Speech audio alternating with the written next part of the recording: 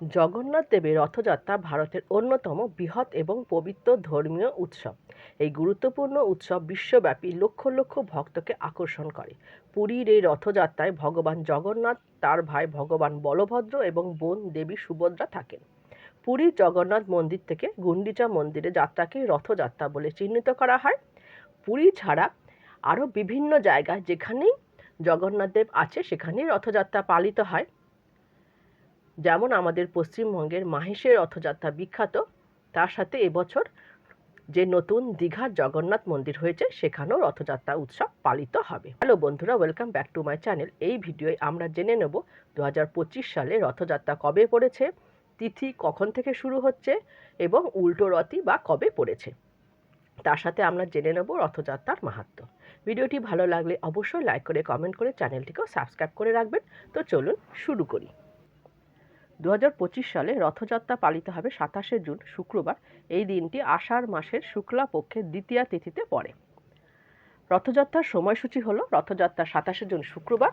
Rathyatra 27শে June যে হবে তার দ্বিতীয়া তিথি শুরু হবে 26শে জুন 1টা 24 মিনিটে। দ্বিতীয়া তিথি শেষ হবে 27শে জুন 11টা 19 মিনিটে। সেই জন্যই উদয় তিথি অনুসারে 27শে জুনই রথযাত্রা পালিত হবে। আর এই বছরের উল্টো রথ পালিত হবে 5ই জুলাই রবিবার। 2025 সালের পুরী রথযাত্রা হবে 27শে জুন, তবে এর প্রস্তুতি অনেক আগে থেকেই শুরু হয় এবং কয়েক মাস ধরে চলতে থাকে। পুরো উৎসবটি বেশ কয়েকদিন ধরে চলে। নির্দিষ্ট তারিখে বিভিন্ন আচার অনুষ্ঠান পালন করা হয়। এই যাত্রার একটি তাৎপর্য হলো সব ধর্ম ও বিশ্বাসের মানুষ দেবতার দর্শন করতে পারেন, এমনকি শোভাযাত্রাতেও অংশগ্রহণ করতে পারেন।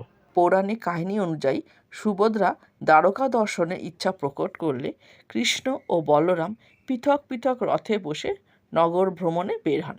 মনে করা হয় এরপর থেকে প্রতি বছর রথযাত্রা আয়োজিত হয়।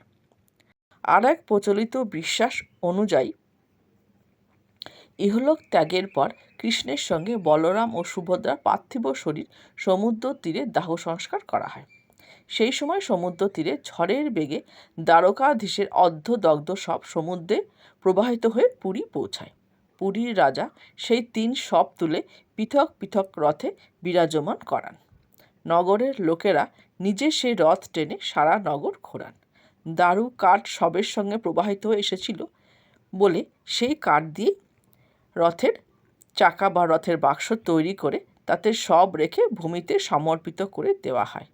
চরণ পুস্তক অনুযায়ী এরপর থেকে প্রতি বছর রথযাত্রা পালিত হতে শুরু হয়। বসন্ত পঞ্চমী তিথি থেকে রথের উপযুক্ত কাঠ নির্বাচন শুরু হয়। রথ নির্মাণে পেরেক, কাঁটা বা অন্য কোনো ধাতু ব্যবহার করা হয় না। যে 3টি রথে জগন্নাথ, বলভদ্র ও সুভদ্রা নগরযাত্রায় বের হন তাদের প্রতিটি পৃথক নাম ও বিশেষত্ব রয়েছে। জগন্নাথ দেবের রথের নাম নন্দীঘোষ। 16 চাকার এই রথ 45 ফুট উঁচু এবং লাল ও হলুদ রঙের হয়। এই রথের পতাকার নাম তৈলক্য মোহন। এর রক্ষক গরুর, সারথি দারুকা। যে রশি দিয়ে জগন্নাথের রথ টানা হয় তার নাম শঙ্খচূড়া। বলরাম বা বলভদ্রের রথ তালধ্বজ নামে পরিচিত। 14 চাকা বিশিষ্ট 43 ফুট উঁচু এই রথ লাল, নীল ও সবুজ রঙের হয়ে থাকে। তালধ্বজের চূড়ায় যে পতাকা শোভা পায় তার নাম উনানি। এই রথের রক্ষক বাসুদেব, সারথি মাতালি, দড়ির নাম স্বর্ণচূড়া। শাস্ত্রমতে সুভদ্রার 12 চাকার 42 ফুট উঁচু রথের নাম দেবদলন। লাল ও কালো এই রথের পতাকার নাম নন্দিক। এই রথের রক্ষক জয় দুর্গা, সারথি অর্জুন ও রশির নাম স্বর্ণচূড়া। শুক্লপক্ষের দ্বিতীয়া তিথিতে রথে চড়ে দাদা বলরাম ও বোন সুভদ্রাকে নিয়ে গুন্ডিচা মন্দিরে যান জগন্নাথ দেব, বলভদ্র এবং সুভদ্রা, যাকে বলা হয় জগন্নাথ দেবের মাসির বাড়ি। এই উপলক্ষে এবং তিথি মেনে গুন্ডিচা মন্দিরে জগন্নাথ দেবের রথযাত্রার আয়োজন করা হয়। এই যাত্রাকে বলা হয় সোজা রথযাত্রা। এরপর 7 দিন পর মন্দির থেকে যখন তারা ফিরে আসেন তাকে বলা হয় উল্টো রথযাত্রা। তাহলে বন্ধুরা, আমরা এই ভিডিওয়ে জেনে নিলাম তাহলে রথযাত্রা কবে পড়েছে এবং রথযাত্রা কেন পালিত হয় এবং রথযাত্রা যে 3টি রথ আছে তাদের নাম কি কি? ভিডিওটি ভালো লাগলে অবশ্যই লাইক করে কমেন্ট করবেন। আজ এই পর্যন্তই।